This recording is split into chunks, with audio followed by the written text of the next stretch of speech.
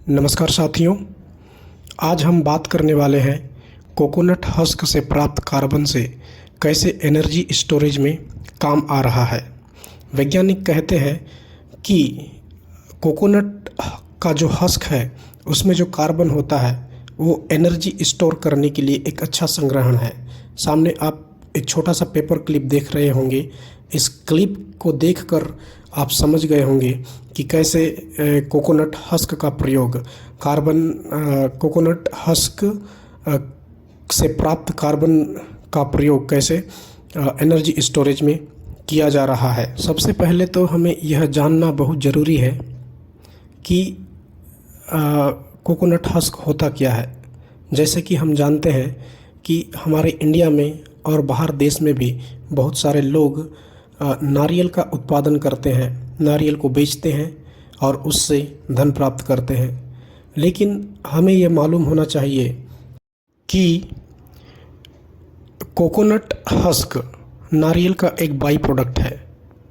हम जानते हैं कि कोकोनट को बेचकर लोग धन प्राप्त करते हैं, लेकिन वहीं यदि हम कहें तो कोकोनट से बहुत प्रकार के देख रहे हैं बाई प्रोडक्ट प्राप्त होते हैं। नारियल को निकालने जैसे के बाद एक कोकोनट हस्क हुआ, का बचा हुआ, कोकोनट पीट हुआ, आपके सामने कोकोनट कोयर हुआ दिखाई दे रहा है, कोकोनट हस्क पीस हुआ।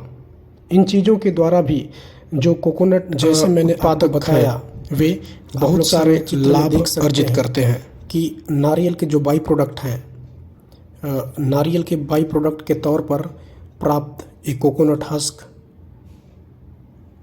कोको हस्क पीसेस और कोको फाइबर, कोकोपीट और ये है आपका कोकोपीट। इसे हम कहते हैं कोकोपीट, जो कि ये भी नारियल का एक बाई प्रोडक्ट है। तो हम इस चित्र में कोकोनट से बनने वाले कुछ बाई प्रोडक्ट हैं।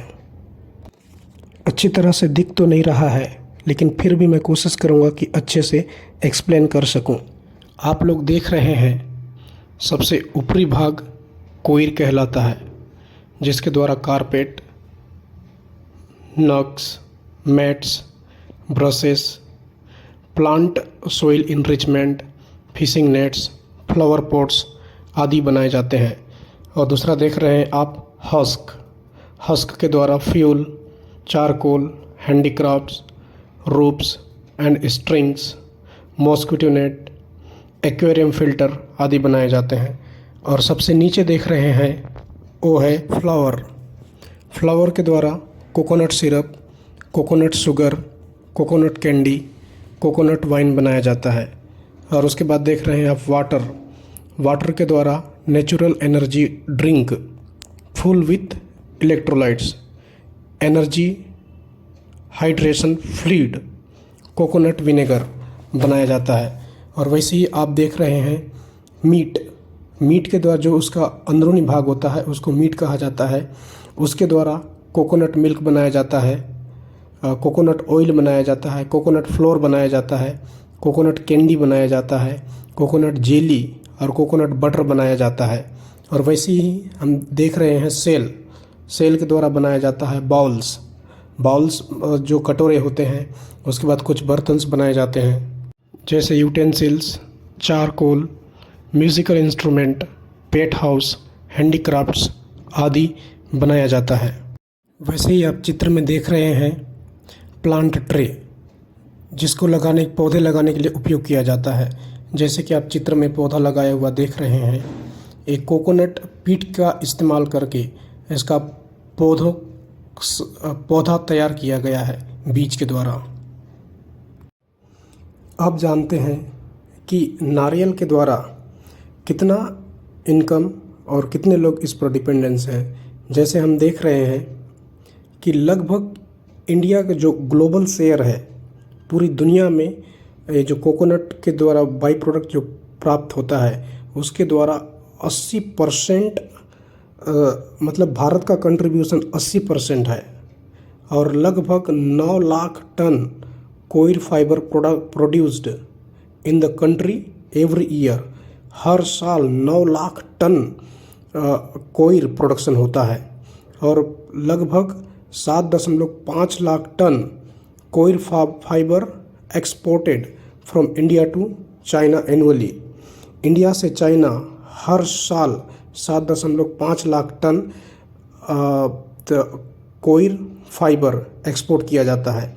और वैसे ही आप देख रहे हैं कि लगभग 22,000 यूनिट्स इन्वॉल्व हैं। कोयल जो प्रोडक्शन करता है उसका लगभग 22,000 यूनिट्स काम में लगा हुआ है और लगभग 10 लाख लोग इस इंडस्ट्री से जुड़े हुए हैं। डायरेक्ट और इनडायरेक्ट किसी भी तरीक़ा से 10 लाख लोग जुड़े हुए हैं इस इंडस्ट्री से और लगभग 4,000 करोड़ का value of coir and related products exported annually. मतलब कि 4,000 करोड़ का एक्सपोर्ट किया जाता है एनुअली। इसका जो कोयल से जो प्रोडक्ट्स बनता है कोयल के द्वारा उसका लगभग 4,000 करोड़ का प्रोडक्शन करके उसको प्रोडक्ट्स को जो है एक्सपोर्ट किया जाता है। अब थोड़ा सा इंडियन सिनारियो जानते हैं।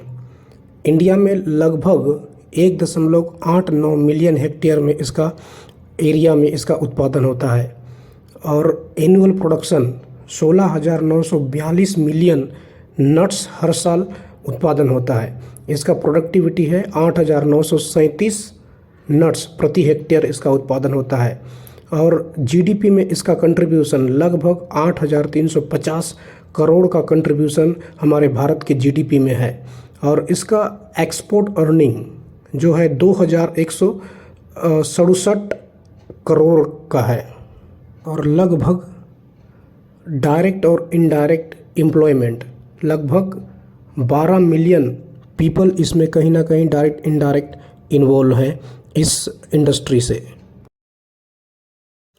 अब बात करते हैं जिसके कारण से हमने कोकोनट हस्क को पढ़ा, सुपर कैपेसिटर के बारे में जानते हैं। अब जैसे कि आप चित्र में एक बैटरी देख रहे हैं, यह है next generation energy storage device.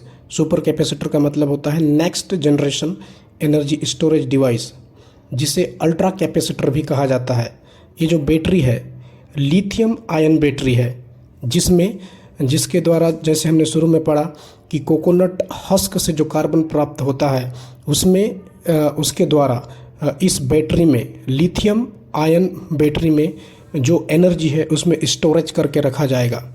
इसीलिए हमने इतना कोकोनट हस्क के बारे में पढ़ा कि हम जाने कि कोकोनट हस्क के द्वारा कैसे हम एनर्जी मतलब कोकोनट के द्वारा कैसे एनर्जी प्राप्त हो रहा है, उसके कार्बन के द्वारा कैसे उस कार्बन के द्वारा एनर्जी स्टोरेज किया जाए। जैसे आप बैटरी में इस बैटरी को देख रहे हैं चित्र में, ये लिथियम आयन बैटरी है जिसके द्वारा स्टोरेज करके रखा जाएगा एनर्जी को। हमने पढ़ा वो तो सही है, लेकिन हम इसे पढ़ क्यों रहे हैं, इससे हमको फ़ायदा क्या होगा।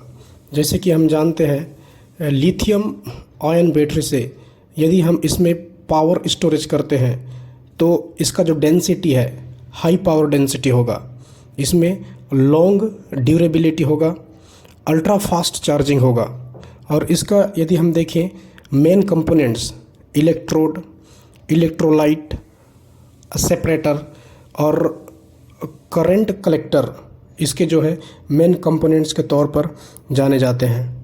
तो दोस्तों आज की न्यूज़ में ये था, तो मैंने कोशिश किया कि आप लोगों को समझाने का भरपूर प्रयास करूं और कोशिश करूंगा कि आगे और अच्छे से वीडियोस को बनाऊं और भी अच्छे से एक्सप्लेन करने का प्रयास करूं। मेरा एक मकसद है कि जो न्यूज़ में चल रहा है वो हम सबको थोड़ा बहुत नॉलेज रहे।